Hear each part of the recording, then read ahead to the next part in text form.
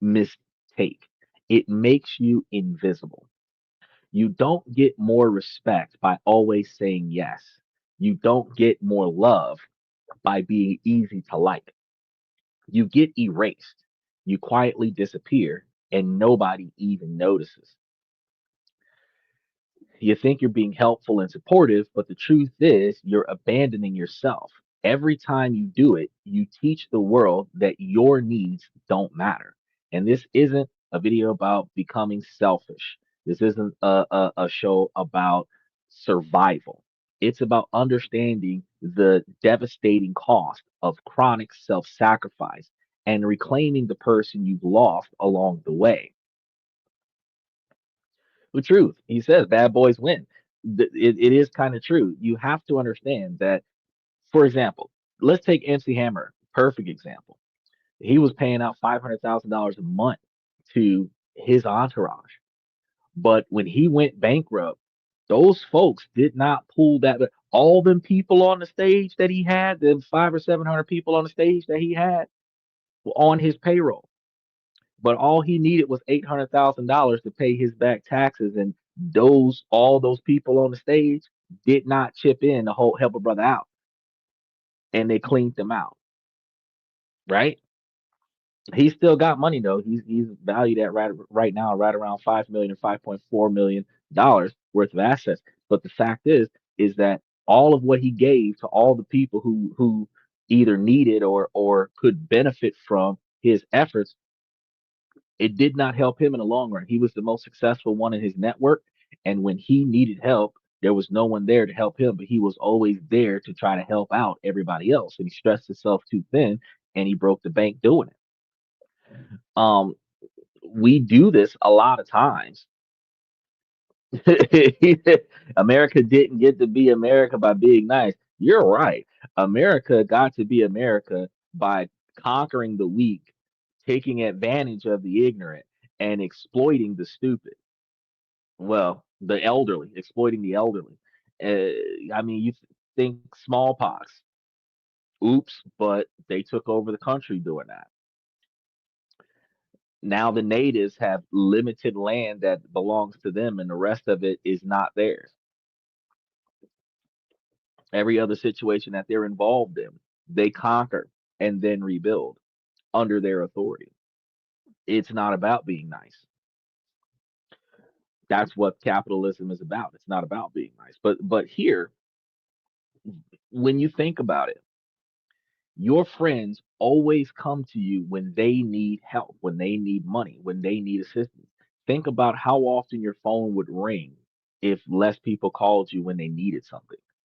Think about how often people would come to visit you if they weren't coming to visit you because they needed something.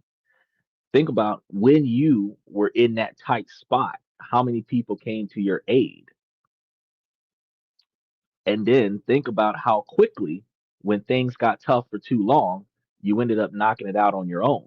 But when things were good, you were surrounded by people that was benefiting from your success.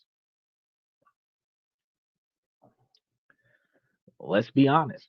People pleasers don't sound bad to some people, but it sounds like being a good person, considerate, generous, and kind is something that people might admire, but cow tipping for the sake of somebody else is not always in your best interest. And there's a critical difference between genuine kindness and compulsive people pleasing. Because think about this, genuine kindness means you're traveling down the road, you don't necessarily have anywhere that you have to be, and you see somebody that car broke down. You pull over and you give them a hand. Genuine kindness. Making it your mission to go around and specifically do something for somebody who does not have, that's compulsive.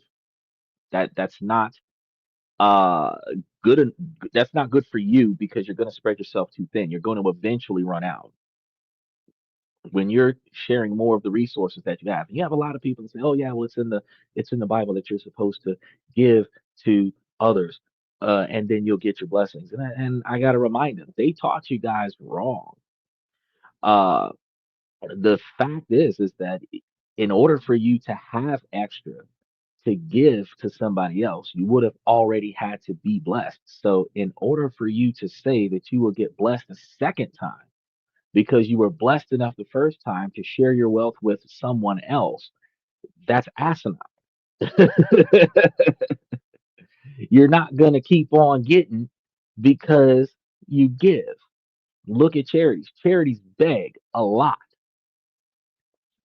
Some of the biggest charities bank off of the tragedies that come about, and they bleed on the hearts of millions in order to get money. And 97% of it goes towards the faculty and staff, and less than 3% of it goes towards the research for those uh, tragic research, like cancer research.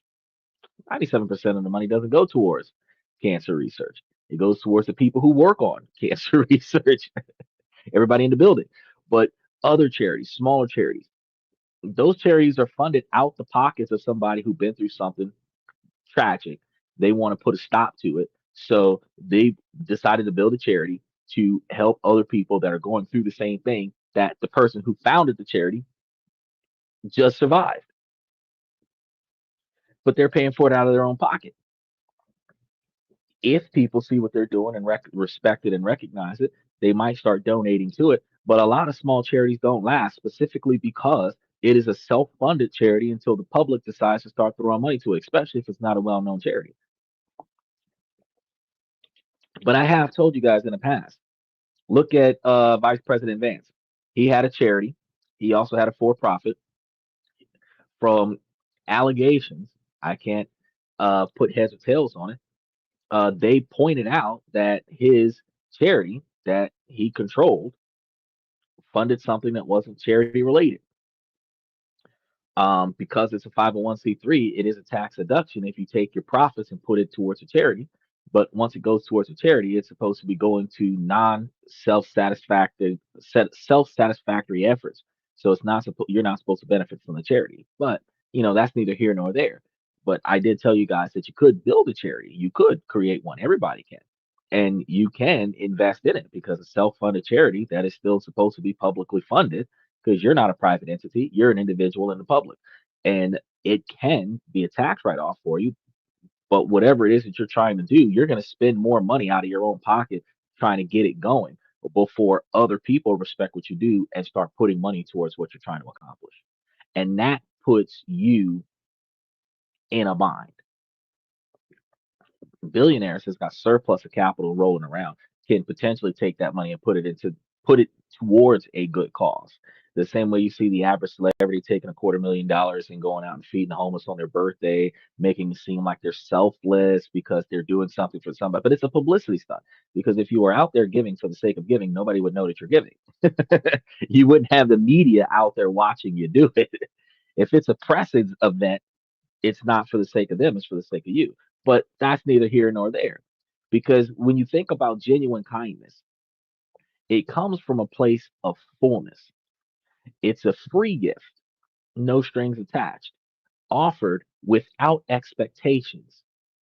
And they're not looking for anything in return, not press, not fanfare, not reciprocation from society. They're giving because they can. If somebody's car breaks down and you give them a car, you give it to them because you can. That's genuine kindness. It feels good to give, but you're not diminished if the offer isn't taken. People pleasing, on the other hand, comes from a place of fear. It's not a gift, it's a transaction. You're giving your time and your energy and your agreement, and in return, you hope to buy safety, approval, or a sense of belonging. You do it to be avoidant of conflict, to sidestep disapproval, or to prevent someone from being upset with you. You can see this a lot. in relationships when guys make mistakes and they go buy lavish gifts for their girls. Like Michael said, you don't get the girl by being nice. It's a true story. Think about it.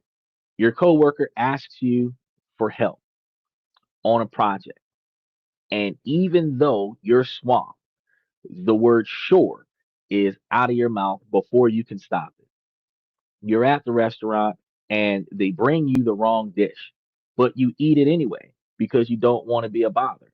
A friend asks for a last minute favor that ruins your quiet evening of much needed rest, and you agree because the thought of saying no fills you with a tidal wave of guilt. You're in a relationship where your girlfriend does not let you sleep. As soon as you decide to lay down and take your shoes off and relax, she's trying to find something for you to do. And every time she calls on you, you agreeably go and do whatever it is that she asks. These are just small acts of accommodation. They're symptoms of a much deeper pattern. It's a pattern when you're consistently prioritizing others' needs and feelings over your own, often at a great personal expense.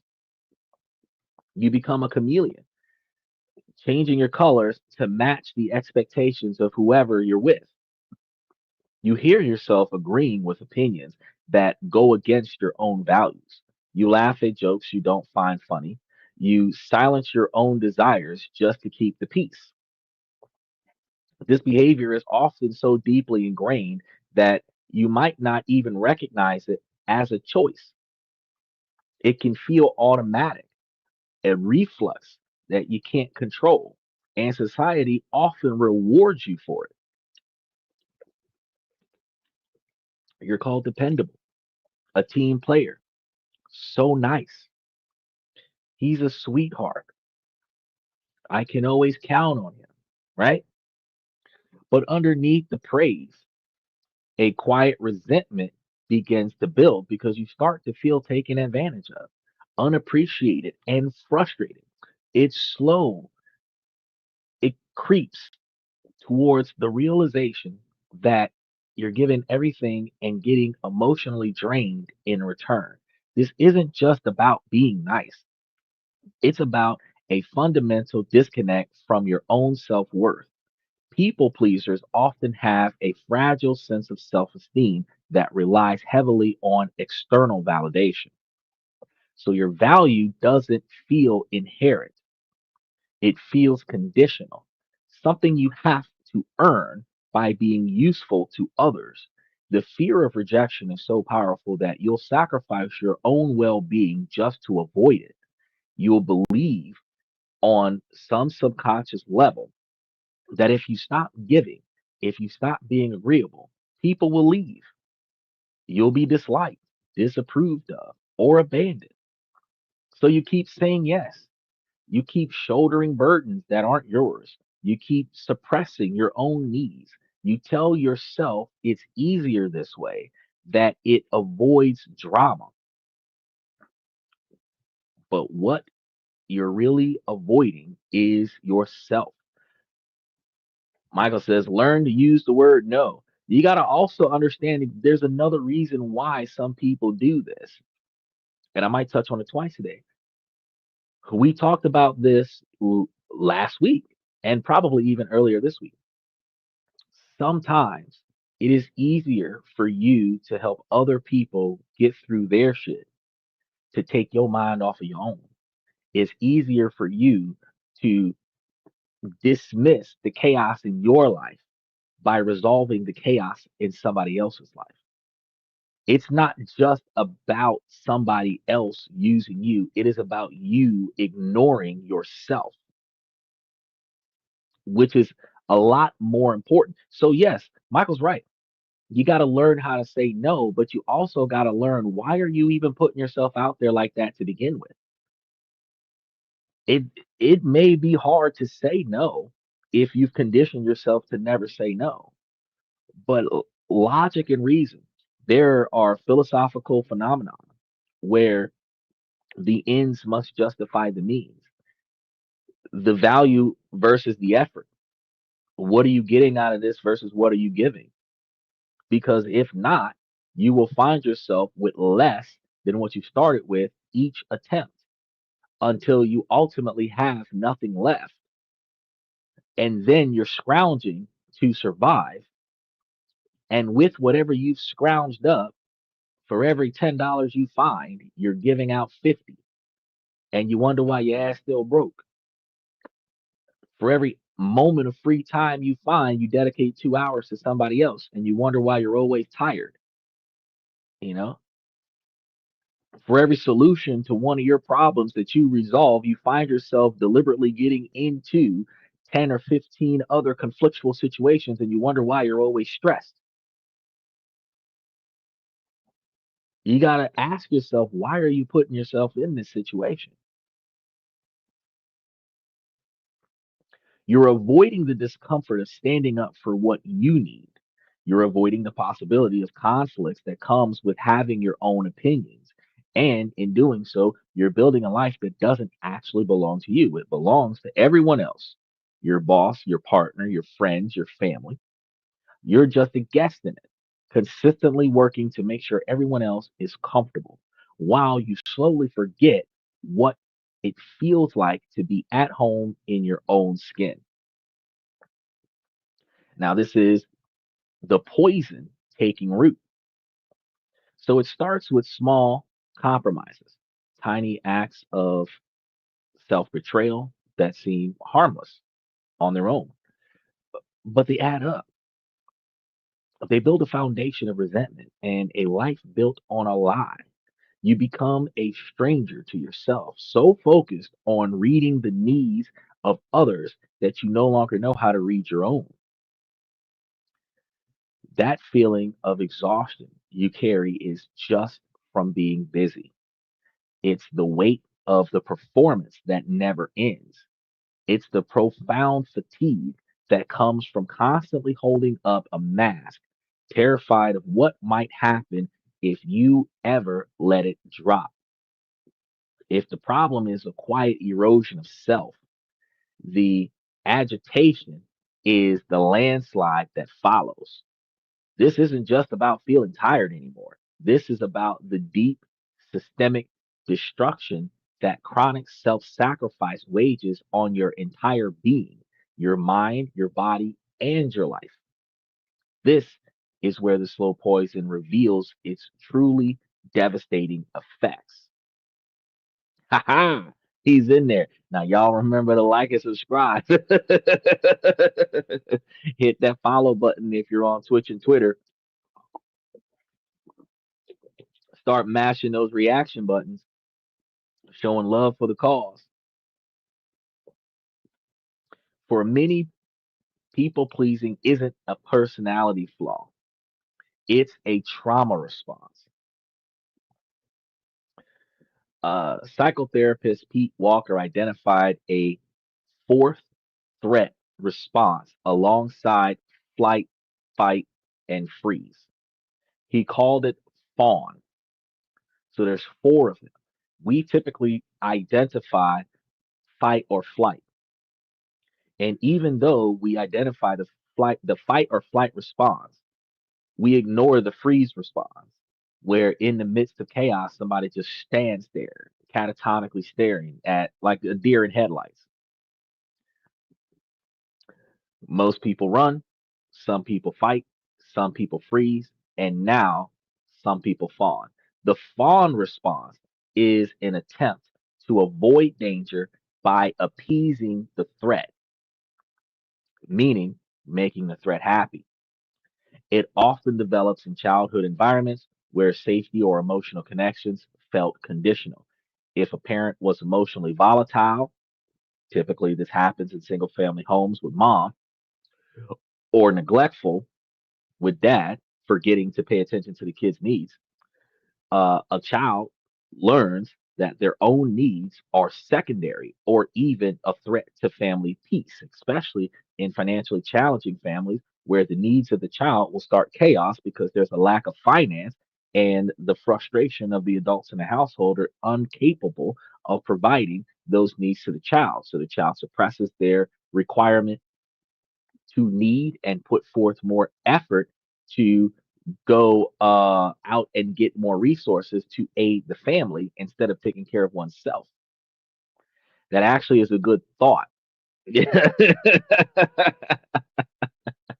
Hey, we come from left field. We never hit a topic the way everybody else hits a topic. We are definitely extremely unorthodox about what we do when we do what we do here. Now, they learn that safety comes from being compliant and agreeable. Of course, not all people pleasing stems from trauma. Cultural norms, family dynamics, and personality can also play a significant role. It says cause trouble to get attention. Okay, so there's that. You have people who do cause trouble to get attention, but people who cause trouble to get attention are people who are emotionally abandoned. And that's a little bit different than a people pleaser, because a people pleaser will deliberately put themselves in the middle of mom and dad fighting and resolve mom's problem with dad by doing whatever it is dad didn't want to do, or resolve dad's problem with mom by doing whatever it is that mom didn't want to do. And that will carry into their adulthood, where they will get in the middle of their boyfriend or their wife arguing with their family by doing whatever it is the family members want them to do. That could boil over into um, taking over um the responsibilities from a bully to prevent a friend from being bullied by the bully. It will cause them in their adult lives to pick up extra shifts and work on their days off to satisfy the boss's need to cover a shift, even though the boss won't pay them overtime, even though the boss won't give them a raise, even though the boss won't give them a promotion. But they're on call 24/7 to work until they reach their 40-hour max, and then the boss will cut their hours and they don't have enough money to survive, but they never have any free time. You go from working full shifts to working swing shifts where you're working 4 hour and 6 hour shifts to cover all of the missing places in the schedule where nobody wants to work, but you never have a full day off. You never get any rest. That's where this comes from. But yes, individuals in traumatic childhoods that don't get the genuine quantity of attention that they need find themselves in a position where they deliberately cause trouble to get seen. They deliberately cause trouble to get heard. Once they get that attention, they don't know what to do with it. That's the reason why they could. And now not only are they dealing with the trouble, they're all also dealing with the consequences of the negative action. But that's how they put themselves in a position to get seen. So while it's not good to condone negative attention, if your child is acting an ass out there to get attention, you need to spend more time with your child so that your child's not acting an ass. So for those kids, I got some parenting advice for you. For those kids who got in trouble for something other than taking another person's life, those parents need to punish the kid by spending more time with the kid. I'm going to hang out with you at school. I'm going to take you places after school. Your punishment is to be next to me the entire time that I'm awake. Because that's what the hell they wanted in the first place.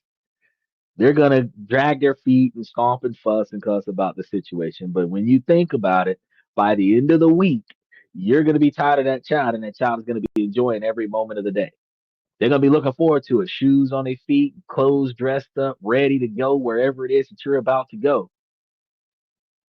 Think about it. Now, as an adult, this survival strategy can become an automatic program.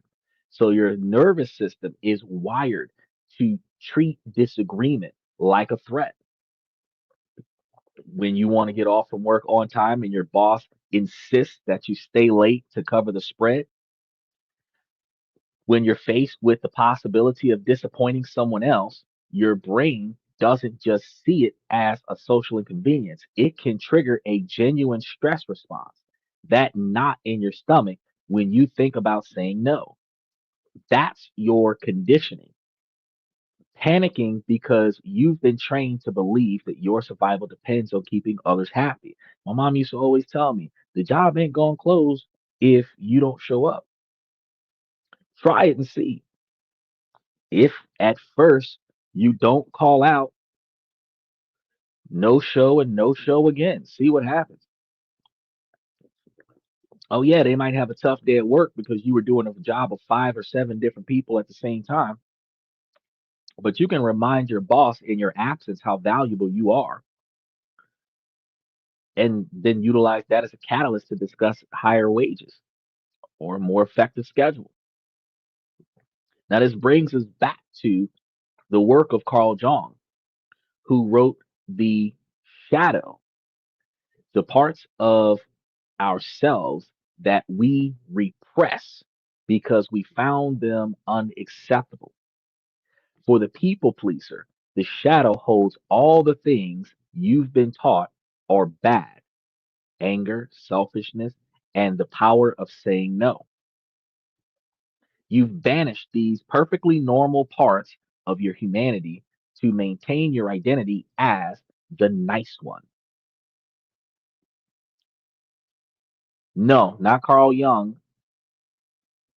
Uh, Jung. Carl Jung. Here, let me give it to you. Carl Jung.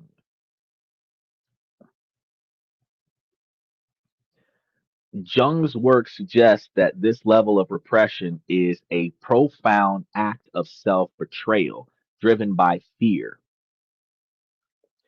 The more you deny your shadow, the more it controls you from the dark, and the more you lose your sense of wholeness. He says someone has done his research. Yeah, Carl Jung. Yeah, yes, I do my research before every show. I make sure, and actually, for the more complex scripts, I do my research a week in advance. And then I have to make sure that when I'm talking about stocks, that I have to go through there if I have the time and adjust the values to represent the current modern stock portfolio so that I'm not too far off from the actual values.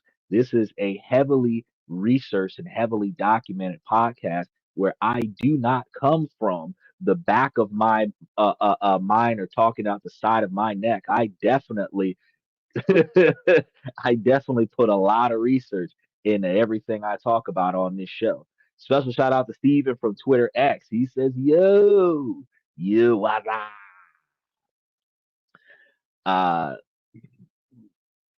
so you will come to find, guys, Monday, I'm starting 30 minutes earlier because I do believe it's going to take me at least 3 hours to cover this information. And I'm not sure if I'm going to have me a 2 a.m. Contract Eastern Standard Time. So I want to make sure that I get everything out there. So I'm going to be starting at 11 o'clock Eastern Standard Time instead of 11:35 Eastern Standard Time. So I'm going to make that adjustment on the thing today.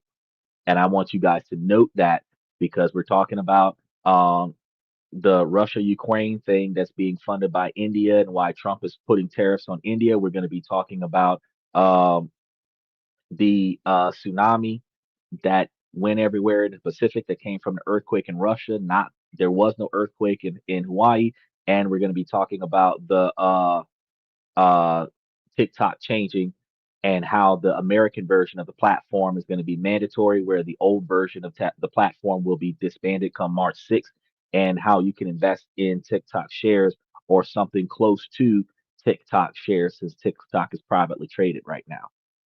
We're going to be giving you stock tips about TikTok. Uh-oh, did it again. It's gonna pop off. We're gonna have to pop back in. I see it happen.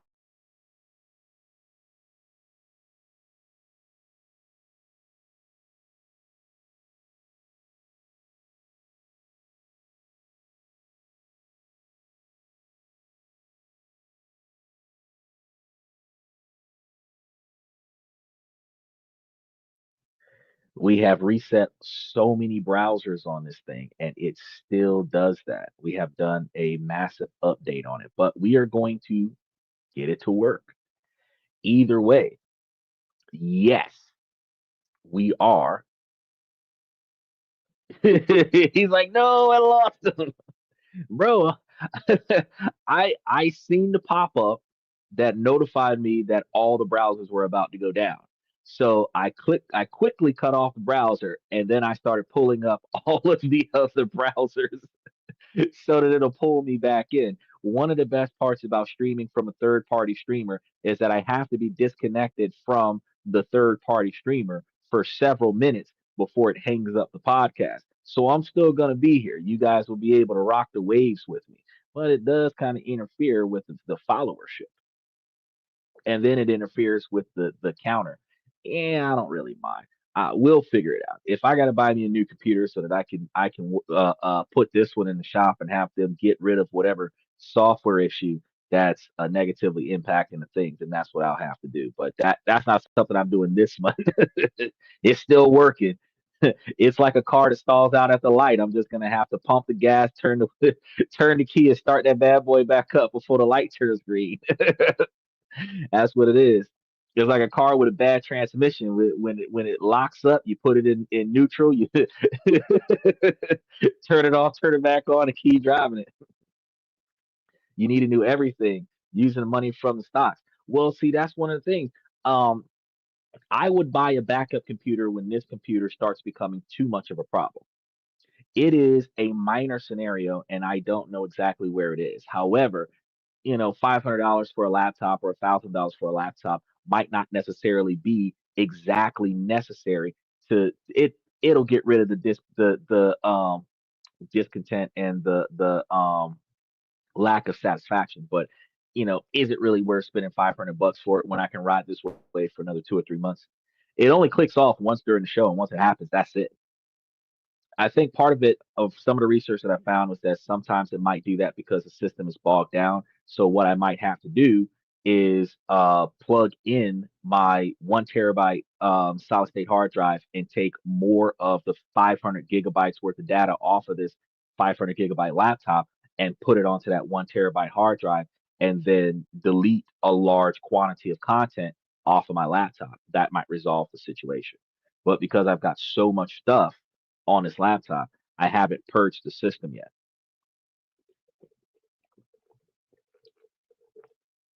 Now, Michael asked an interesting question. Do you think life is like chess?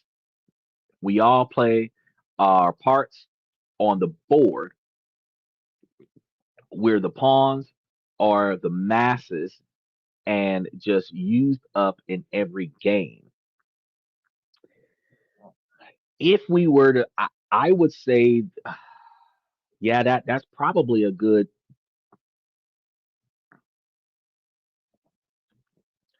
You notice that too, right? It happens at the exact same time of night, every night. And that seems coincidental. And the internet is still running. The internet did not flake out. Now, keep in mind now, that a lot of data dumps from most technology happens this time of night.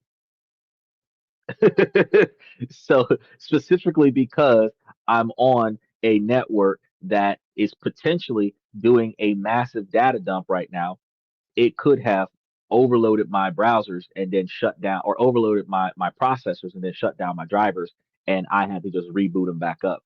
And that might not be something that I can bypass. Like I said, I might just have to buy a bigger computer that has a larger processor so that that's not happening.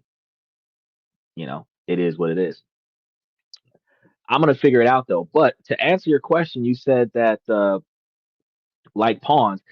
If we were gonna compare this to a game, I would probably say, yeah, in a way, we're like pawns. Not all of us get played though, because if you think about most chess games, you typically only use like the 5 pawns in the middle. You usually have 4 pawns on the sides. Yeah, it's downloading all the data to the servers. Yeah, and that's one of the and when that happens, it just pops everything. But in the meantime, though, the best part about this is that because of that little glitch, they take $150 off my bill. So, you know, I could complain. I could spend a bunch of extra money to go and buy me a new laptop, or I could say, like, my phone bill this month is $9 because they keep crediting my account for that disconnection. So I'm like, I kind of want to deal with it. It's like, do you want to drive a car that has no problems with it? Or would you like to have one little insignificant snafu that doesn't really do anything, but it allows you to get the car for half off? I'll take the half off. If it's got one little snafu that doesn't really mess with anything, I'll take the snafu for the half off. But yes, I could agree with you on that. Yes, it is a little bit of a chess game. People are playing their parts. I kind of would attest to it to being something more like checkers or mahjong. But truth be told, you're right. Um, we're all supposed to have our parts, but some people who have more control over our situations than I do move the situation like we're pawns in the game. And if we're not paying attention as the masses, we can find ourselves manipulated into a situation where we are sacrificed to the betterment of the wealthy. Sometimes the wealthy are just wealthy because they knew where to put their money, and the rest of us are irresponsible about our decisions. And then we just so happen to play into a ploy where we blame those who are more financially successful than us because we did not make the right choice. But we also have to understand that while the majority of this country wasn't born into riches, I've spent the last 10 months giving you guys financial information where poor people can become rich while Donald Trump is still in office. And if you're not flipping that money the way me and Steven and Bayside's been doing, I don't know what to say. Because you can't say that demand is keeping you down when the market is so low that low income individuals can invest in a stock portfolio where if things like Orchid Island goes back to its $30 a share that it was 5 years ago and you bought into it at $7 a share, you would have almost 5 times more value in stock, still getting the ex dividends from that stock. You would have the growth value and the cash value. And if your dividend rotation along the way and buying and selling on constantly increasing stocks, you're gonna buy it, it's gonna raise, you're gonna sell it, you're gonna buy it again, it's gonna raise, you're gonna sell it, you're gonna make money twice. Once off of selling it and once off of holding it during the dividend, which means that you can maximize your growth where you're making 75 to 168% interest on whatever quantity of money that you put into it, which is far more money than anyone would make buying and holding any type of stock portfolio, because the most expensive stock portfolio that I told you about was 27%. Outside of riding a wave of Bitcoin, there's nothing else that you can do that can get you this much capital in such a short period of time legally. Because even being a private lender is a high risk game, but you're still looking at 14 to 35%. We just got 35% off of Zim stock. We just got 35% off of trading in August. And we did not have to worry about the volatility of not getting our money back. So yeah, I can agree with you on that. But the losses of oneself being a people pleaser is the most insidious consequence because when you spend your life prioritizing others, your own identity begins to fade and you lose touch with your value and your passions because they've been consistently put on the back burner. And the question that should terrify every people pleaser is this: who are you when there is no one left to please? And I've talked about this on a number of occasions when individuals who start their lives. Like y'all know, I talked about this earlier this week. Those of us that are Gen Xers, baby boomers, we grew up in a society where either the oldest or the most responsible took care of all the rest of the kids. Our identity was the caretaker of our siblings. All of the decisions that we made was to make sure that our siblings were cared for. So we couldn't go out because we had to stay home and watch our brothers and sisters. We couldn't go on this long trip because we had to stay home and look after a parent or a grandparent. We could not make irresponsible decisions because we had adult level responsibilities at the age of a child. Then when we become adults And those dependents are no longer there depending on us. We have an identity crisis where we ask ourselves, who are we? Because I'm not saying no now because I've got somebody that I've got to look after. I'm not saying no now because I'm on call for a family emergency. I am saying no because I don't want to go. But being a people pleaser, you feel uncomfortable with saying no. So now you're in a conflict of interest because you no longer have an excuse to say no. And you also don't have the motivation to say no. Well, you no longer have an excuse to, yeah. And so that puts you in a position to say yes, but you also don't want to say yes. So you got to figure that out. Now, Michael says the king piece of life doesn't think about money since they are printing the money and they also determine the size of the board of life. He's got a very good philosophy here. And the queen, everyone hates since she's not bound to just one spot on the board. And that's the military and the government, since they're not bound by the laws of you and me. The night is your money. This man came out with a whole philosophical scenario. He's about to explain how you can checkmate yourself in society. Special shout out to Michael. Y'all make sure that y'all like and subscribe and mash those reaction buttons. Now, if the silence feels empty, it's because you've always allowed your identity to be defined by your service to others, which means that you can't be in a place by yourself. This internal crisis inevitably leads to burnout, which isn't just about working too hard. It's a symptom of a deep disconnect from your authentic self, where the constant emotional labor of managing everyone else's feelings and suppressing your own is utterly exhausting. So the damage isn't just psychological. The chronic stress of people pleasing can have severe psychological and physical consequences. When your body is in a constant state of low grade stress, hypervigilance, it continuously releases hormones like cortisol. And I've been telling y'all this the longest amount of time over the past 3 weeks. Prolonged exposure to high cortisol levels can wreak havoc on your body. Michael says, I'm the king. He's doing estate sales. He's not printing money, but he's getting a whole lot of it. High cortisol can compromise your immune system, making you more susceptible to getting sick, and can lead to digestive issues, chronic fatigue, and headaches. Over a long term, this chronic stress is linked to an increased risk of serious health conditions, including heart disease, and may contribute to the development or exacerbation of autoimmune conditions. So, the very relationship you're trying so hard to preserve are often the first casualties. Relationships built on people pleasing aren't authentic. Oh, bro, you're talking about irritable bowel syndrome.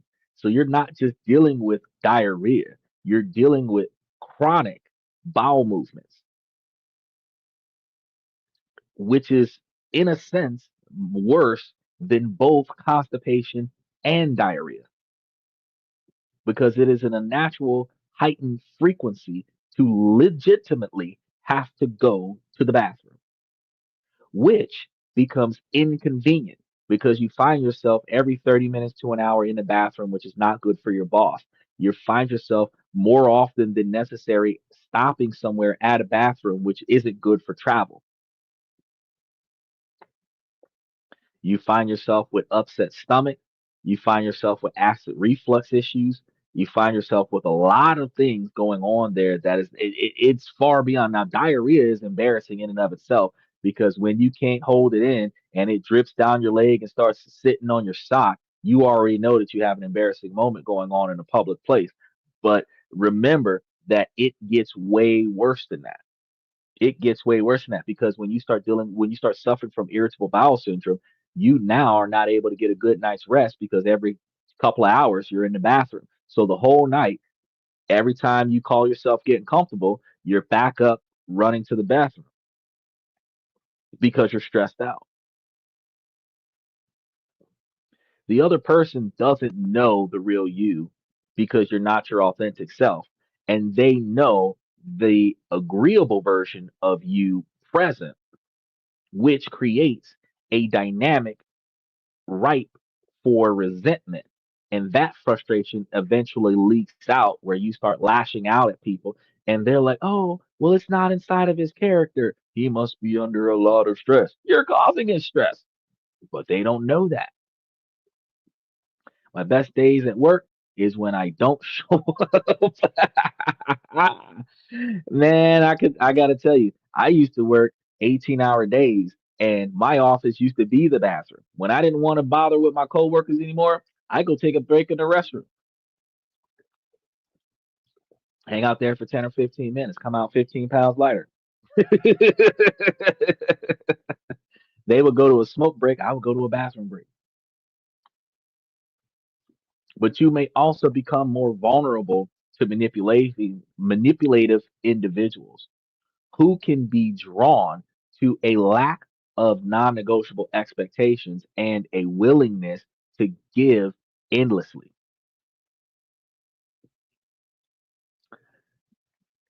Because you are willing to do for others, some people may take advantage of that and they will lean on you intentionally to benefit from your willingness to aid them, making it easier for them to not apply themselves to their own success. You might see this at work when you're covering somebody else's lack of productivity. You might see this in your class when you're doing a group project and you're covering for the person that's less active in the project. You might see this on your team when you're more active than the other members on your team. You might see this in your family when you're taking on more responsibilities than the other people in your family, in your household, when you're friends. You can see this in a lot of places. And this is the true cost. It's a complete system breakdown where you lose your identity, your mental and physical health suffers, and your relationships become inauthentic. So you've sacrificed yourself on the altar of others, like Jesus. Comfort only to find yourself sick. You're sacrificing yourself for others' comfort only to find yourself sick. You're also going to be lost and alone inside. So you've become so good at being everything to everyone else that you've become nothing to yourself. If you're watching this and you feel that painful knot of recognition, know that you're not alone because this pattern is incredibly common and it is not your fault. It's a learned behavior over the course of one's life. That good news is what's been learned can also be unlearned. So before we get into the situation, take a moment, acknowledge how much of this information resonates with you. For those of you that are watching on Twitch and Twitter and also YouTube, take the time to share in the comments and give us something even as little as a yes when you desperately want to say no. Tell us how this has felt and let's bring out the shadows together because you will come to find that when you read other people's experiences where they have been in situations where they felt uncomfortable saying no because their life has conditioned them to say yes, you will come to find that one, you're not alone, and two, there is room for healing, and three, there is always another way. Now, the first step to healing is admitting there's a wound there. It's going to take a little bit of vulnerability. So, those of us here on a live podcast, this is your free therapy session. Let's start being vulnerable. Michael says, if you're human, we all go through it. We, at some point in our life, we've done it. All of us have done it. I've done it. Everybody can recognize that at some point in our life we have done this. And some of us can recognize that at some point in our life we stopped. We cut that nonsense out. We were like, nah, this is too much for me. He said it's her fault.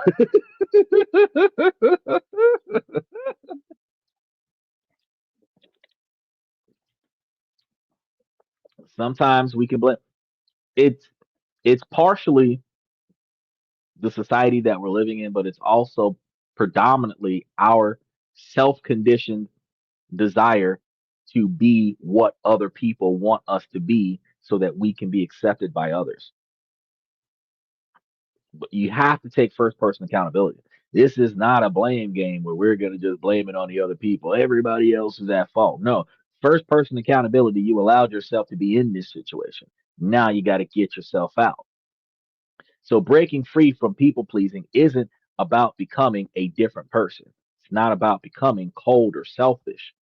It's about becoming the person you already are underneath all the layers of fear, because it's a process of unlearning the survival strategies that no longer serve you and rebuilding life based on self respect.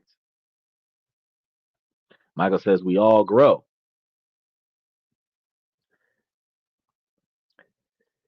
He's like, no, no, no, it's her fault.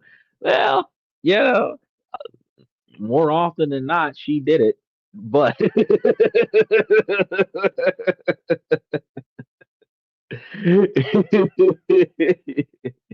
it started somewhere, but we as an individual capitalized on it and allowed it to get worse to the point where it was unmanageable.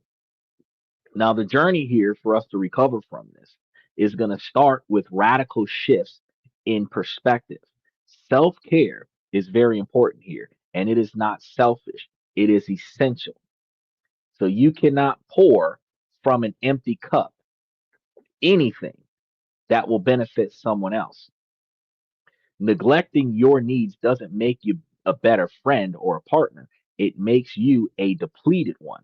So, those of you who have friend groups where you're giving everything you can to your friends, you need to cash out on them friends. You need to see exactly what all they're going to be able to do to help you with replenishing what you're about to do. And be understanding that at this moment going forward, you're going to say no to a lot of shit. He said, time for a new girlfriend. Well, she wasn't wife material if she wasn't supportive. So if she was depending on you and not aiding you in your success, you picked the wrong one. But a lot of us get into relationships where our choices is not selecting the one that is right for us. We select the one that caters to our desires at the time. So women who are desperate for money might get a guy who's willing to spend more money, but not actually value her needs. And she will date that guy until that guy stops giving her money. And then she will stop dating that guy because she needs money. Guys might go after a girl that does not benefit his agenda, but she's willing to put out. So he will date that girl while she's sleeping with him. But when she decides to stop sleeping with him, he'll end up cheating on her with another girl, or he'll break up with her and start going with another girl that might sleep with him because their priorities are not for what is best for them. Their priorities are desires. They're getting into the relationships for the wrong reason. So if you chose the wrong person, now's the time for you to replace that person with somebody that actually benefits you. And they benefit you when they have the capabilities and the willingness to aid you in your ability to achieve whatever goals you're trying to achieve in life. So anybody who's chasing that millionaire status and you don't make 100,000 a year, you got a master plan, your 10, 20-year plan that will aid you to get there. You should be meeting a person that has a similar type of plan. They don't have to have everything that you've got. They don't have to have all the knowledge that you've got. They just have to have the willingness and capabilities to say, I will help you follow your master plan to the millionaire status. Because I want to be a millionaire too. You want to be self sufficient. Anyone who wants to be self employed, be your own boss. If that's what you want to do with your life, you're supposed to get with a partner that wants to make sure that you don't have to work for somebody else so that y'all can survive. You want to be able to build the type of relationship with somebody where if your goal is to have free time to be with the family because you're generating enough revenue to not have to be at work all the time, then that partner should be aiding you in that success. Whether you're doing a startup, whether you're investing in stocks and bonds, real estate, Bitcoin, small businesses, whether you're transitioning from working a 9 to 5 to being self employed, building your own family business, whatever it is, your partner is supposed to be aiding you in that success. And if your partner is not doing that, and you also have, for some reason, ladies, have found that type of partner that wants you to boost up her success without prioritizing your success, you really got the wrong one. Because I can tell y'all, like I told y'all several months ago, Michelle Obama was working in social justice.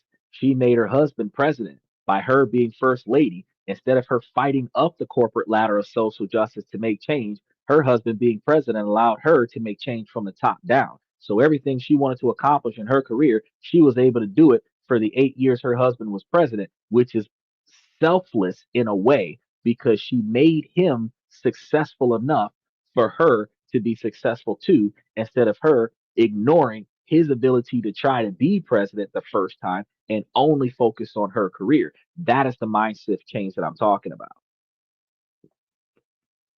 You're not just selflessly giving to somebody else, but you're going to use their success to make yourself successful. So you're going to aid them in getting to where they need to be so that they can be more of an asset to you.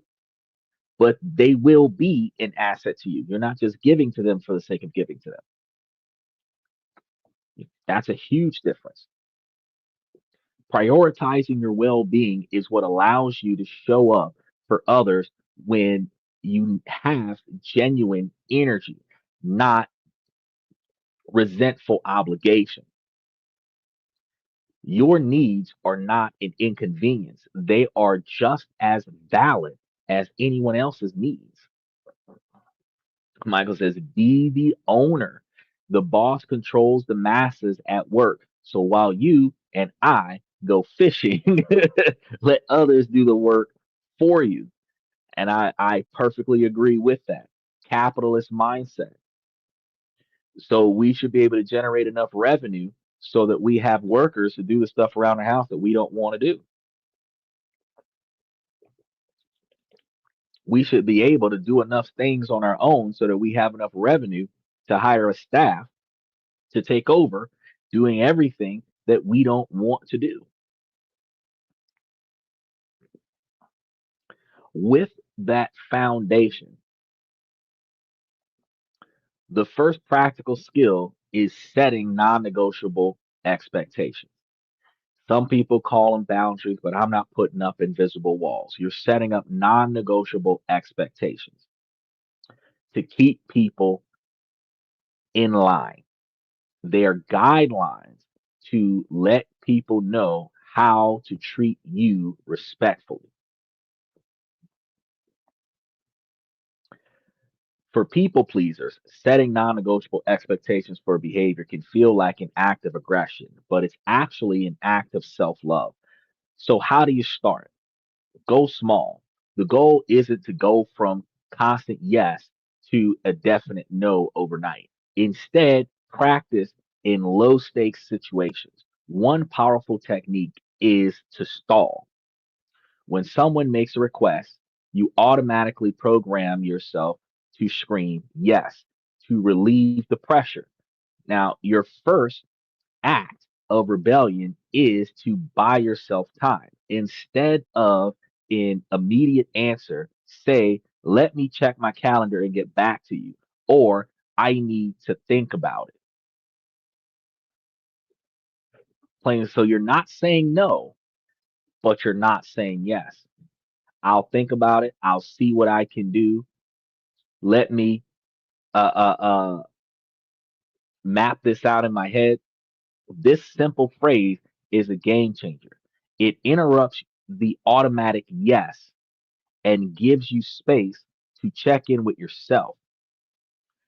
Do I have the time? Do I have the energy? Do I actually even want to do this? When you're ready to say no, be clear, kind, and brief. You don't need to be long, elaborate, uh, uh, or providing any kind of excuse. A simple, I appreciate you asking, but I won't be able to do that, is a complete sentence. If that feels too direct at first, you should and you can often use it as I wish I could, but however, or you can use unfortunately, my plate is too full right now. Remember, no is not a rejection of the person, it's a statement about your capacity. As you practice setting your non negotiable expectations for behavior, you must do the internal work and address the guilt. Guilt will be your constant companion at first, and people will always guilt you. The first time you say no, they are going to try to use manipulative tactics, pleading with you, rationalizing with you, bargaining with you, trying to get you to see how it is beneficial for them, for you to aid them. And because you don't want to see them suffer or deal with a situation in a bad way, that you are obligated to prevent them from suffering. Notice how nothing in that had anything to do with self preserving you. Look, he said, "You not my friend. That's okay." I tell people all the time, I got to know you for more than 5 years before I start cashing out on you. It's not going to work that way. I'm not giving myself away like that. That's irresponsible of me. When it comes down to my time, even if I have time, if my time was better spent taking a nap at that moment, I'm still not available. I'm still not available. I don't have my calendar online for people to book an appointment with me to give me bullshit that I need to handle. They literally have to find me, leave a message on my voicemail where I screen my calls. And if I think what you've got going on is too much for me to deal with in the mood that I'm in right now, I will not even respond to the communication. I'm not even going to entertain the discussion of telling you no. You know that I didn't get the call because you left a message on a voicemail. So you know that if I don't respond to you, I'm not doing it. I didn't crush it. I didn't crush it. I'm doing advanced level no's. I'm doing advanced level no's. Talk to my secretary, and I don't even have a secretary. I'm doing advanced level no's. You're gonna have to leave a message with HR. You're gonna have to work that out with my human resources. You know, you're gonna have to talk to somebody else to get approval from them before they come and talk to me to get approval from me, and you don't even know who to reach out to. That's exactly how far down the line I have gone with self-preservation. But when the fear shows up, it doesn't seem like it is what it is. And you can't tell, you don't see the signs that you did something wrong. And it is a signal that you're growing. So you're no longer feeling that guilt when you say no. You no longer feel bad about not doing it. I actually had my buddy call me quite a few times this week when he knew I was working.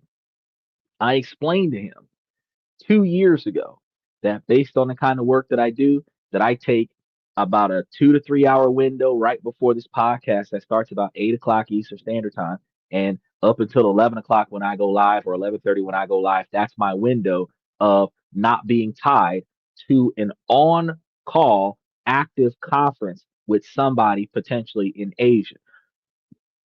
Why would he call me at 3 o'clock? If you knew, first of all, here's the worst part. I start working at 2. I wrap things up for the podcast at 8. Then I start working again at 2 a.m. and I wrap up that at 10 a.m. So I only give myself a 6 hour window to rest in the morning time. And he's going to call me an hour after I started work because he had an emergency with his TikTok platform. That is not an emergency, bro. I did not answer the phone. I didn't even know the phone rang because I have not had my ringer on for the last 18 months.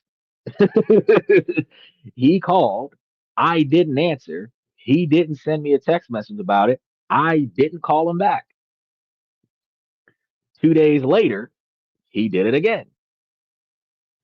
I'm like, why does he keep calling me about bullshit? So I seen the second call. This time, I called him back during the time that I told him that I was available. And I asked him what was going on with him all week long. This time, he's calling me about his direct deposit with his job. I can't fix that problem.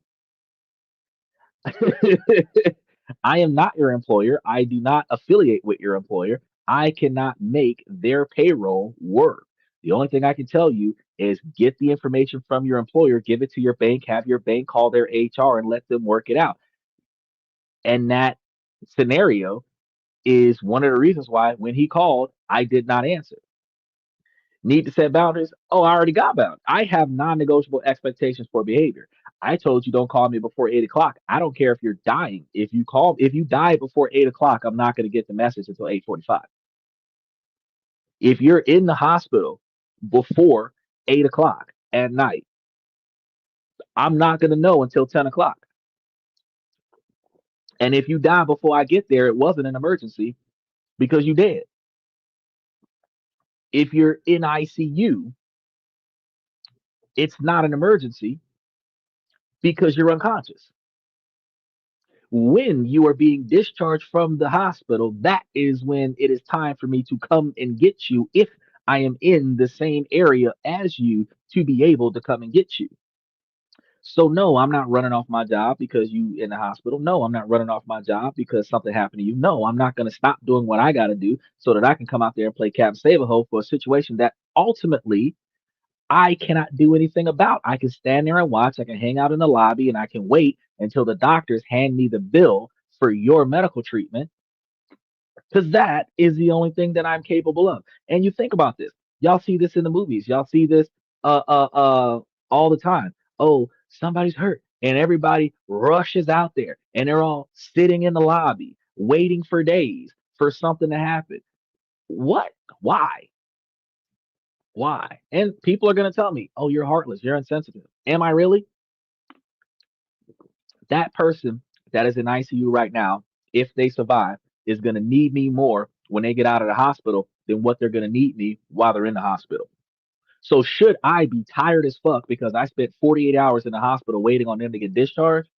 Or should I give me some damn rest so that I can cater to their needs when they get out of the hospital? Make it make sense for me. Do you sit outside the jail for 2 days waiting on your homeboy to be released, or do you go get him after he calls you and says, I'm out? Make it make sense. And Michael says the most impactful information here. I wasn't the cause for your suffering in the first place. So now why do I have to suffer? Because think about it. I would have had to give up on $100 contract on that 1 hour call so that he could talk to me about his TikTok platform because he didn't know how to deal with it. When I taught him how to deal with it 2 years ago, when he first started podcasting, he, he's calling me about a banking information when I taught him about banking 5 years ago when we set up the first business. And we got three businesses right now, but I handle the money. So wait, you know what you're supposed to do if you follow my instructions, if you listen to my mentorship. And if you're not following my instructions, then what am I going to sacrifice my time for, especially while I'm busy, so that I can cater to whatever it is that you've got going on right now in this moment? Yes, it's good to check in with me. But if you know that my day off is Thursday and you're calling me and it's not a Thursday, why are you calling me? Especially if I can't do anything about it. You can call me, you can give me a heads up. You can send me an email. You can promote me a text message. And then if I've got time, I'll send you a response. But to take time out of my day to make me stop what I'm doing to acknowledge you, that is a thing that people pleasers would do. They, oh, this is emergency. I've got to deal with a friend. I've got to deal with a family member. I've got to deal with a loved one. I've got to deal with the kids. No, y'all motherfuckers can wait till I'm done making money. Then I can come and deal with you if I've got time because I'm still going to bed at the same time. I'm not going to lose no sleep over y'all bullshit. Because when the chips are truly down, when you are really in need of aid, I am supposed to go out there and aid you. But if I'm already burnt out, I'm broke, I'm exhausted, I don't have anything left to give because you have cried wolf for every insignificant situation in your life so that I did not have the opportunity to replenish my life. You have misused the well of assistance to the fact that that well has run dry, and now the person that you count on the most cannot come to your aid because you have rubbed a three wish genie 300 times. I got no more wishes for you, brother. That is how you have to change your mindset from being a people pleaser. Remember, I told you guys before, friends that come to you borrowing money. I'm not saying don't lend money to friends. You shouldn't lend money to friends, but I'm not saying don't lend money to friends. Every time you lend money to a friend, you draw up a contract that's a two-part conditional contract. They pay you back with interest and they're not allowed to borrow anything else until they paid you back in full on the first contract. That prevents them from borrowing your whole annual salary to deal with their standard of living. Whatever the fuck they want. They need $5,000 and you got $5,000 sitting on the sidelines. That's fine. I give you $5,000, 10% interest. You give me back $5,500. However long it takes you, 10% interest plus a 5% interest penalty if you don't pay me back this $5,000 inside of this period of time. So the amount goes up. And you can't borrow nothing else from me until you pay me back in full. This isn't a situation where you can remortgage your loan from me. I gave you 2,500. Let me borrow 2,500. No, you borrow 5,000. I got to get my 5,500 back, or you're not getting a dollar from me. Just like Scott, you can borrow that $500 from them, and it could take you 6 months to pay back a 2 week cash advance. But for that whole 6 months, they will not give you another dollar till you get them back they 550. Never become a servant to a friend, especially with money. You want to make sure that you turn a profit off of each friend that you borrow from. And if you know the limits that your friends is borrowing, you've got an emergency fund somewhere specifically for their bullshit that turns a profit. Because if it's money in that account to lend out, you can lend it out because they will pay you back before you lend it back out. Then you've got a network of lending power where your network of friends that borrow from you. Oh, can I get such and such? I can't. I gave the last of it to so and so who needed such and such, and that prevents you from having to give yourself too much to too many people. If all you got is a $5,000 account to lend stuff to friends, if 10 different friends borrow $500, the 11th friend can't borrow a dollar because you've already gave 10 people all the money you had left on the side that was dedicated to friendship. You have to set non-negotiable expectations for behavior. It's not just about learning how to say no, it's about setting parameters. So if you acknowledge it, when you start feeling guilty about telling a friend no, they go to jail, you don't got the money to bond them out because you got bills to pay. You might feel bad that they're in jail, but you want to tell yourself there's that feeling of guilt. That's my old programming. Then remind yourself, why are you doing this? Why am I getting up in the middle of the night to bail this jackass out for a DUI after I told him to stop drinking? I am choosing to honor my needs. I do not take collect calls and I do not get up in the middle of the night for anything other than an already recognized death where I am asked to identify the body. If you were identified by somebody else, I got nothing to do till in the morning. Because you got to remind yourself that that discomfort of not rushing to the aid of an individual that is irresponsible with their life, that discomfort is temporary. The next phase is reconnecting with your lost self. You've spent years ignoring your own needs, catering to the whim of others. So you may not even know what your needs are anymore. You want to schedule me time, non negotiable me time into your calendar, which, as I told you guys before, if an individual came, I have a certain time that I'm going to do for myself, and an individual came and said, hey, I need you at X, Y, and Z time. I'm already in the middle of something at that time. Even if all I'm doing is this podcast, taking a nap, walking the dog, playing video games, watching a movie on Netflix, if I dedicated a certain period of time for myself to decant from my own personal life, there is nothing that you're going to ask me to do during that time slot because I'm not having it. Michael says, I would never loan money to a friend, but I may give you the money if I can. I ain't giving you shit. I ain't giving you shit. And the reason why is because if I would give money to a friend, and when I need money because I'm short, because I'm giving what I don't have, my friend would give me that money. But that's a damn loan anyway. Again, if you give it one directional, they're taking out of the well. They're not replenishing that well. If they needed it once, they're going to need it again. If they ask for it one time, they're going to ask for it if you give it to them the first time. Like they say, don't feed stray dogs because they never leave. You don't give money to a broke person because they will always come back and ask you for money. So if you're going to give it to them, you loan it to them with a contractual obligation that makes it plain and clear that you can't ask me for nothing else until you give me back what you took from me with interest. So I'm not going to not give you what you need, but I'm not going to give you nothing else until you give me back what you took from me because that replenishes my resources so that when you need me again, I can help you. But if you borrow from me once, like Spider-Man said, everybody gets one. So you got the one, but you're not getting nothing else from me until you give me that back. So say you borrowed me $500, then you crash your car and now you need $7,000. I might have $10,000 and I can't give you shit till you give me back the $500. You got to pay the deductible to get the premium, buddy. I'm not going to do it. I'm not going to do it because if you're willing to give them $500, if you're willing to give them $800, if you're willing to give them $900, you just gave them $2,400 and they never gave you anything. Again, that is tapping on your resources unnecessarily.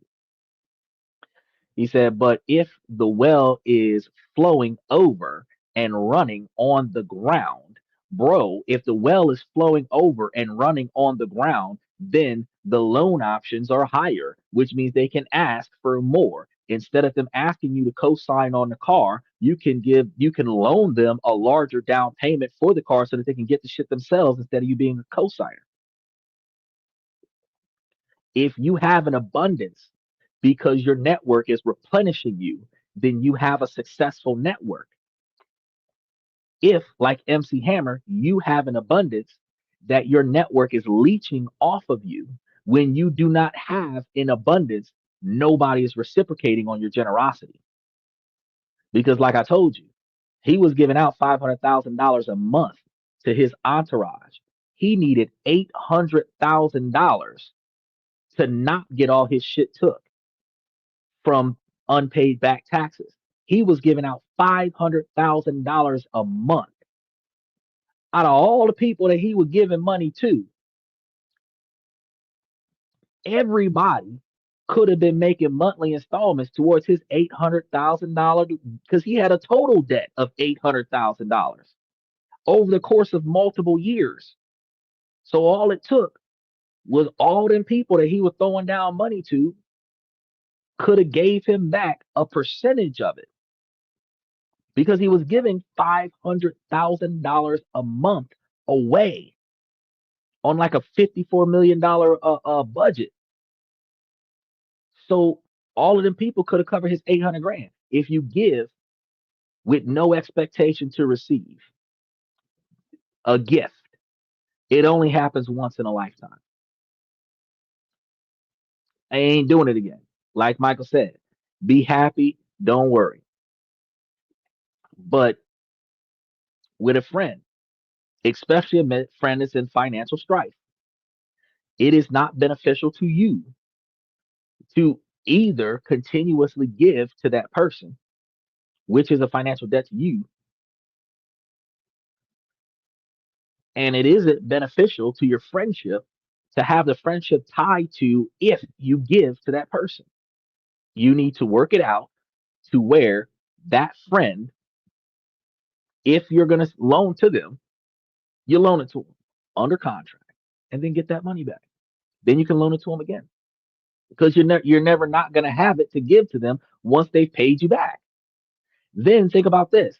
If you need something, now you're less likely to call them and ask them for a favor because they don't still owe you the money that you loaned them in the first place. Because most of us live from paycheck to paycheck. So if your friend is in need, you're taking a bunch of money out of your own personal savings that you had dedicated to something else to give to that friend so that friend can stop being in the bullshit that they're in. Now that friend is going to break even off the money that you gave them because they were short. And if they're still making the same bad choices that keep them living above their means, they're still going to be short next time they come back and ask you again. He tells me it's a gift. It's a one-time gift in a lifetime. The first loan that I issue to you that has no expiration date, because you can collect on a loan up to 10 years. So if you're not that kind of friend that's going to take your friend to a small claims court to get reimbursed for the money they didn't pay you back, that's fine. But for the next 10 years, as long as you owe me that money, you can't ask me for nothing else. And every time you get an extra dollar, I'm going to remind you about that one time that I lent you that money that you ain't never paid me back. Every time you waste your money on some bullshit that you didn't need to pay, I'm going to remind you how you could have paid me back first and then went and got that bullshit. So don't come to me and ask me for nothing else after the first time. Because if I keep saying yes, you're going to keep asking. But if you got to pay me back, you're going to strategically think about when is it an appropriate time to ask me. You're going to ask me when you honestly, really, truly need it and you can't get it from anywhere else because you know that I'm going to be wanting this back with interest. Just like a bank, just like a payday loan, just like a loan shark, except I might not break your knees within the first 5 years. Might have said, get the loan in writing. You get the whole thing in writing. You get a whole matter of fact, if you're smart about it, you draft it up, you print it out, you have them sign it in front of a notary. It is a binding contract that is actionable. You don't even set a time limit. If you're going to set penalties where the 10% at first, and then after the first 2 years it goes up to 15%, and after that 15%, because they haven't paid you back, you're going to have a ledger now where you're keeping track of every time that they make a payment towards it until they've paid you back in full, and then you give them a document that indicates that they've been paid back, that you've been paid back in full, acknowledging the closure of that debt. You've got to treat that like a legitimate business transaction. Remember to like and subscribe. Off the play chess. When I see you send me that invitation, I'll go ahead and play you in a round of chess as well. But yeah, you got to get it in writing. But you don't let them use you. You don't let people borrow from you just because you got it. You know.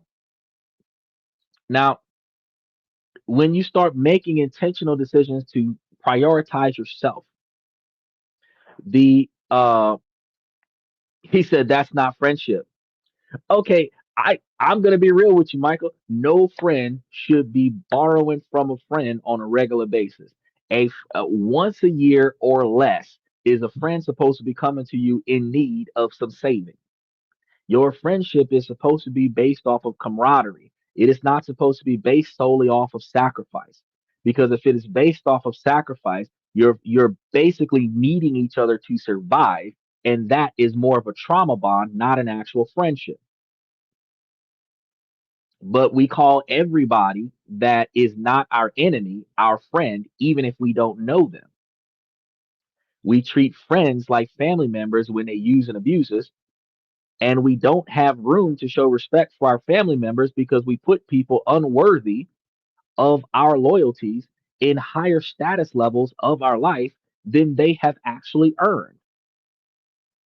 But by setting these non negotiable expectations for behavior, you start setting a catalyst where people will start to respect your efforts because actions have consequences.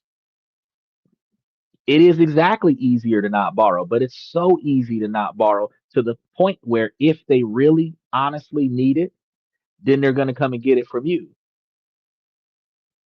Loaning to him changes the friendship. Asking you for money changes the friendship. Asking you for money changes the friendship. Asking you for help to cover up a crime changes the friendship. Asking you for help to lie about something when you have set yourself a reputation to always tell the truth and somebody wants you to lie for them.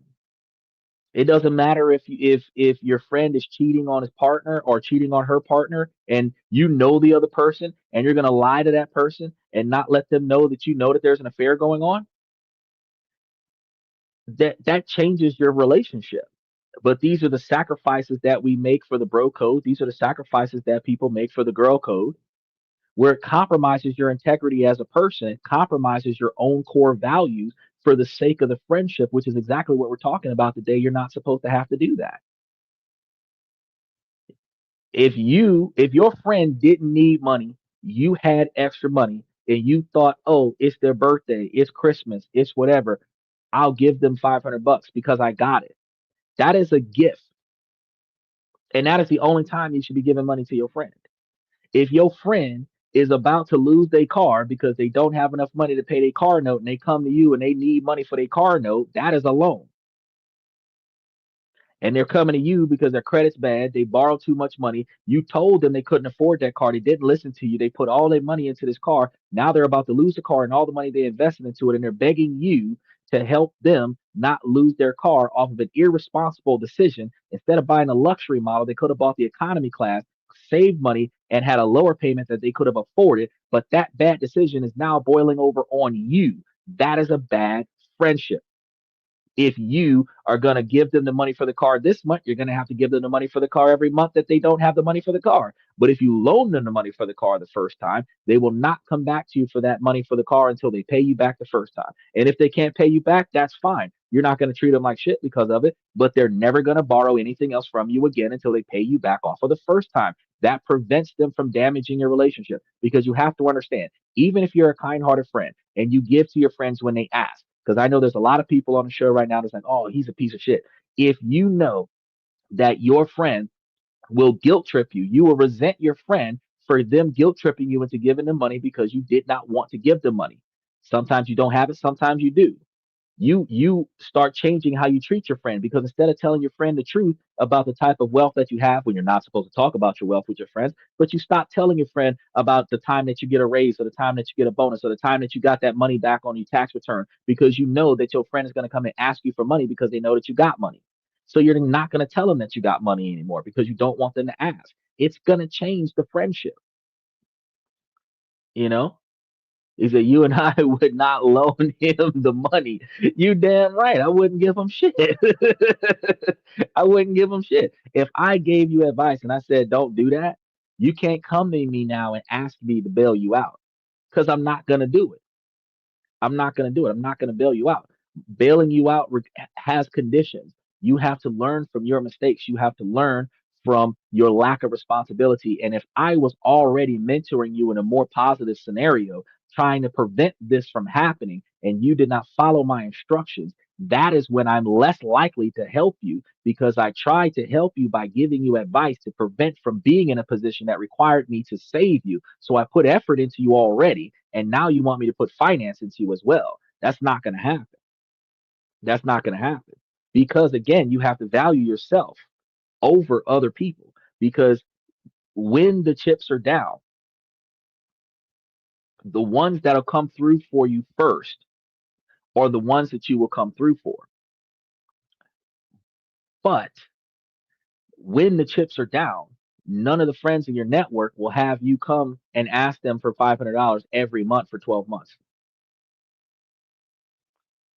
Most people on this channel will be able to say right now today, nope, I would not give my friend $500 every month for 12 months just because they asked. Now, if you won a lottery, you might, but out of your current day to day paycheck, Most of the people on this channel right now will say, nope, I'm not going to, I don't have it. So two things, you got to learn how to say no. When you say no the first time, they should not, come on, please, bro, I really need it. Fuck that. If I say I ain't got it, I ain't got it. He says, and never loan money to family members. Your family should be sustained. Once you branch out on your own and they stop being your dependent, if they're not self-sustainable, you got to contract them out too. You contract them out too. Families are in court for breach of contract. Families are in court for possession of premises where you're evicting people out of your house, seizing their stuff. You have families in probate court where they're fighting over the estate of somebody who's already dead. They don't even share with one another what's left. There's typically the oldest, either the oldest or the brokest is usually the one that runs up and tries to take control of the most valuable things. It makes no sense. People are people. So you got to protect yourself and put yourself in a position to not be misused. Think about this. I got something while we're talking about this real quick because you're in estate sales, Michael. I can tell you guys, anybody who owns a house with a relative, make sure that the deed is set up as a survivorship deed so that when that relative passes, all the shares of that relative goes to you. That way the house doesn't go into probate and any shares of the late family member cannot be split amongst any other siblings involved in probate. Once it is acknowledged that said family member has passed over, it goes from being a co-ownership to a solo ownership because a survivorship, whoever's left on the deed, is the beneficiary of the entire deed. Take that information with you. Prevent you from having to fight your siblings over over real estate if you're helping the family member, grandma, grandpa, father, mother, whatever, pay for the real estate. If you've got the deed set up as a survivorship deed, when that person passes over, you keep the house because family is not going to say, "Oh, well, I'm not going to leech off of you because you're family. I'm not going to sue you because you're family. I'm not going to take from you because you're family." Family, friends, wives, husbands, people take from other people when they need or when they want. And if you give it to them, it's gone. So you want to make sure that when you're setting up a specific time for yourself, that you are intentionally setting time for yourself to listen to yourself, to spend time with yourself, and decide what you enjoy and what makes you feel alive, so that you can take a proactive investment in yourself. You want to start journaling practice, writing things down. Like I told you yesterday and the day before, you can do dictations on your laptop. You want to ask yourself questions like, what did I need today that I did not give myself? And if I weren't afraid of disappointing anyone, what would I do differently? Being able to look at what you've got to say makes a huge difference. This practice of self inquiry helps you rediscover the voice, opinions, and desires that you've buried for so long. Now, for some more direct strategies, you want to try implementing radical honesty days. For one day at random, commit to being authentic about your feelings and capacity. This doesn't mean being cruel, it means being honest. It's a powerful exercise. It works in relationships, but it also works with friendships, where you're realizing the world doesn't fall apart when you state your truth. Another strategy is to create a no list. I actually like to create a list of ways to say no. Let's get creative about how I'm going to tell you no.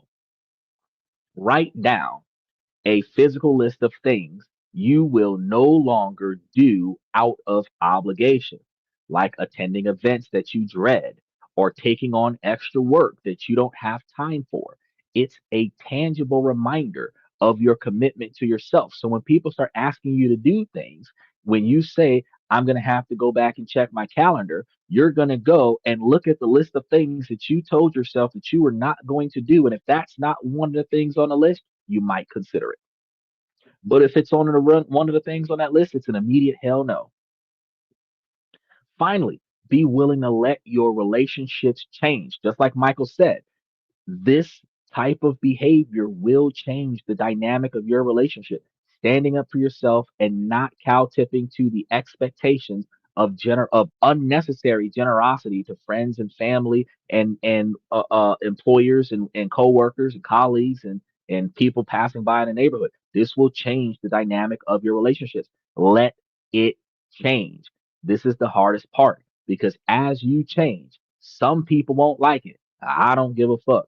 Those who have benefited from you lack the non negotiable expectations that you set for yourself and may push back or accuse you of being selfish.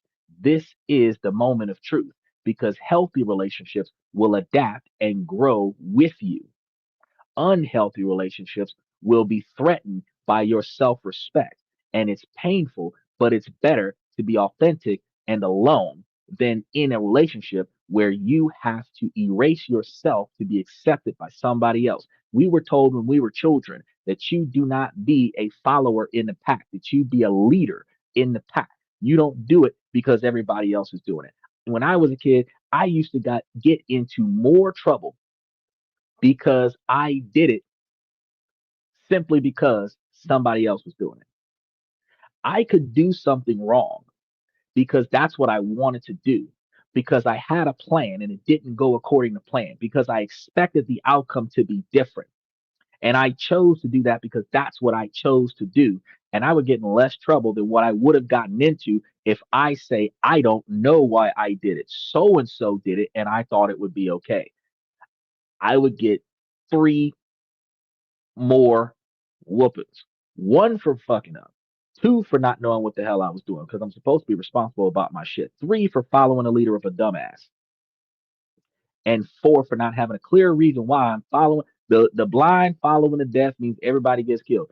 Why would I put myself in a negative situation that could compromise my safety, compromise my health, compromise my freedom for the sake of somebody else's stupidity? I told you guys before because we were talking about this on a show earlier this week and last week, where I think Michael, we were talking about how oh, your true friend is in there with you when you go to jail for stuff, right? That's what we grew up thinking though. Our ride or die friends, the friends that are the ones that'll get in trouble with us, are our best friends. As an adult, you come to understand your best friend is the one that try to talk you out of doing something stupid that'll get your ass in trouble. Your best friend is the one that's bailing you out after they told you not to do that stupid shit before you got in trouble. So you might have good friends that'll go to jail with you. You might have bad friends that'll allow you to go to jail for them. But your best friend is the one that tried not to let you get in trouble in the first place and then came and got you out of the trouble that you got yourself into while your good friend was in there with you. Your best friend will come get you and leave your good friend in there because your good friend wasn't good enough because both of y'all got in trouble for some stupid stuff. And as adults, the older we get, the less reprieve we are given from our society. The mistakes we make as children are easily forgiven, depending on what they are. The older we get, especially as men, the society is less forgiving. Consequences are more severe. Rebounding from a mistake is more and more difficult the older you get because they expect you to know better. So if you know better and you're doing wrong anyway, you deserve to suffer. So that puts you in a compromising position. So the best friends that you can have is the ones that steer you away from catastrophic failure. Good friends will go through failure with you. Bad friends will watch you fail. But the best friends to have is the ones that will prevent you from failing in the first place. And you are the product of the five people you spend the most time with. So if you do not have three out of five friends that is trying to build you up to be more successful, where the other two friends are willing to go through the thick of it with you, then you need to rethink your network. Because if three out of five people that you spend the most time with are failures, what does that say about you? You know, they say that you are the company that you keep. The birds of a feather flock together. If you do not revolve yourself around more successful individuals, more positive individuals, more responsible individuals. You will find yourself what they call the cream of the crop, the best of your network. But if you're the best of your network and everybody's depending on your finances, when your finances fall, the whole pyramid crumbles. A sturdy pyramid is built on foundational levels where you can depend on the previous floors. You will not fall just because you took a hit at the top. And unfortunately, we're not structured like a normal pyramid. Those of us that are people pleasers are structured like an upside down pyramid. We are at the bottom holding everybody else up that we collect on our network. And if we fall, everyone falls with us. And in some situations, those that don't fall with us watch us fall and don't even bail us out. So that goes back to when Michael was saying, "Oh, I would give and I would do and I would do because they're my friends." Right. But then when you suffering and your friend ain't got it because their ass is still broke, they're not giving it to you because they're mean. They're not giving it to you because they're selfish. They're not giving it to you because they ass didn't have it when they asked you for it, and they don't got it to give it back. And that's why they can't come and help you when you're in trouble. But you are supposed to benefit from your network just as much as your network benefits from you. You are not supposed to leech on your network because that makes you invaluable. And you are not supposed to have your network leech off of you. You need a symbiotic relationship with your network. And that is the only way that you will be able to thrive. Now, this isn't a quick fix. It's a lifelong practice of choosing yourself over and over again and being confident enough, just like I was doing on the show today, to be able to express truth about your position because it's about integrating your shadow, realizing that your ability to say no and feel angry aren't flaws. They are vital parts of a whole and healthy human being. The goal isn't to stop being kind. The goal is to ensure that the most important recipient of the kindness is you. That doesn't mean that you can't give. You see somebody on the struggle real quick, you got a couple extra dollars and you don't mind sliding it to them. Yeah, that's fine. But that's not a regular occurrence. Think about it right now. How many people on the podcast right now pass by a homeless guy and give him $20 every day, every week, or every month? One of the three. How many of y'all do it? Most of us don't. Most of us might do it once every 6 months or once a year when we got a little extra and we feeling bad because of the weather, because of the how many times we've seen this person and they never changed or whatever the case may be, and we might slide them that 1 5, that 120. We might stop what we doing that day and take them go buy something. But more often than not, after you engage to that person at one time, every other time that you pass by that person, you ain't giving them nothing. Because when you operate from a place of authentic self love, the love that you give to others is no longer a fearful transaction. It becomes a true gift because you're giving without strings attached, with a smile, as written in scripture. If you are giving for the sake of acknowledgement, if you're giving for the sake of friendship, you're now giving out of loyalty, which is a conditional give. You're giving out of duty. That is a conditional give. You're giving just because you got it, not because they need it. That is a gift, a true gift. You got to think about the difference of this. And when you're giving something that you do not need, which means you're not hurting because you gave this. You're not going to be short because you gave this. You can do without what you gave. That is a true gift. You weren't born to be liked. Nobody was. You were born to be you. So somewhere along the way, those two things got confused, and you started to believe that your worth was tied to your agreeableness. We changed the way we dress to be accepted by others. We changed how we talk to be accepted by others. We change the places that we go, the times of day that we go there, and the people that we go with to be accepted by others. But your true value lies in your authenticity, in the unique perspectives, desires, and non negotiable expectations that make you who you are, which other people who do not resonate with the true you will agree with, and they can kick rocks. Putting others first has been secretly destroying you, but it doesn't have to be the end of your story.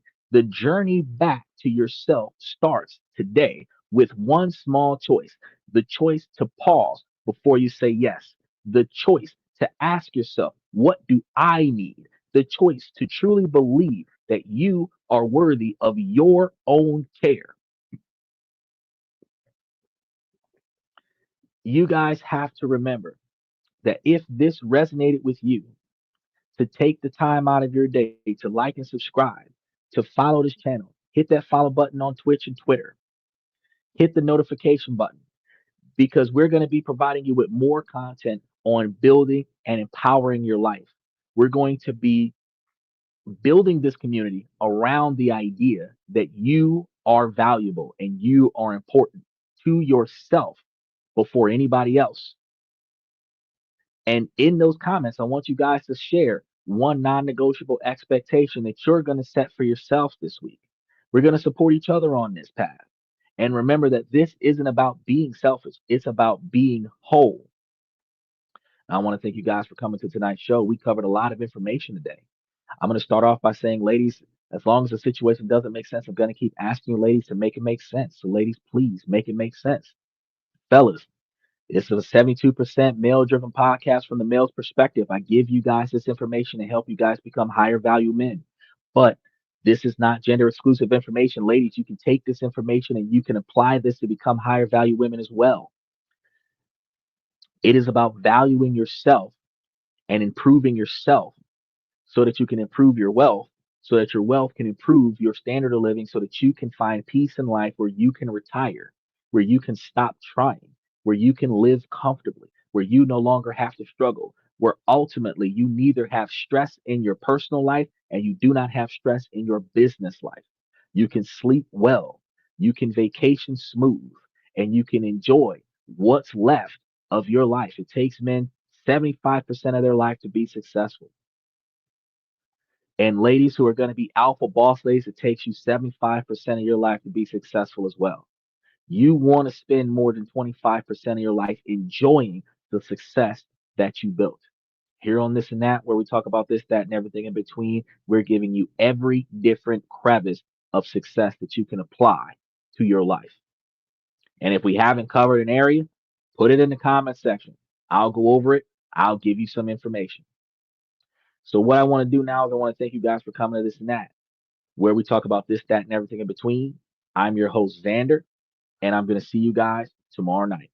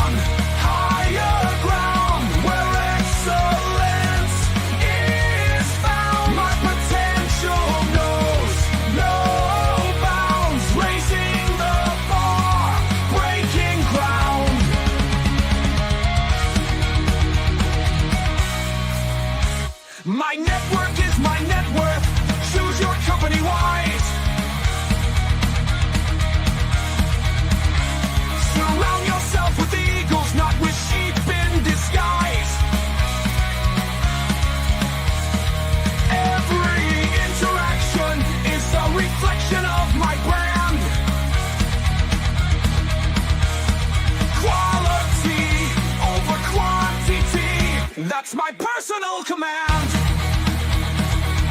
I'm not mounted on higher ground where excellence is found. My potential knows no bounds, raising the bar, breaking ground.